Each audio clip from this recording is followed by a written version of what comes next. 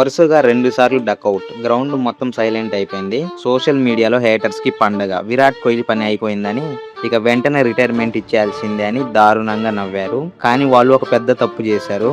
వాళ్ళకి తెలియని నిజం ఏంటంటే, ఒక లెజెండ్ ని తక్కువ అంచనా వేస్తే రిజల్ట్ చాలా బ్రూటల్ గా ఉంటుంది. క్రికెట్ హిస్టరీలో కింగ్ కోహ్లీ డౌన్ అయిన ప్రతిసారి అతని కంబ్యాక్ ఒక మాన్స్టర్ లా ఉంటుంది.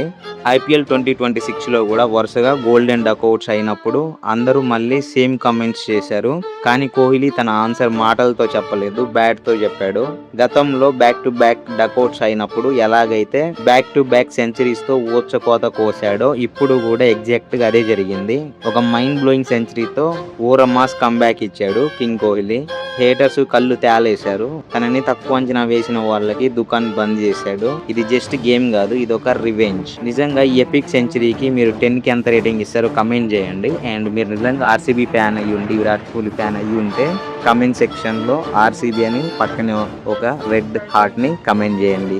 అండ్ గైస్, ఇలాంటి క్రేజీ క్రికెట్ షార్ట్స్ కోసం మన ఛానల్ ని సబ్స్క్రైబ్ చేసి పక్కనే ఉన్న బెల్ ఐకాన్ ఆన్ లో పెట్టండి. అండ్ ఈ వీడియో లైక్ చేయడం మాత్రం మర్చిపోవద్దు.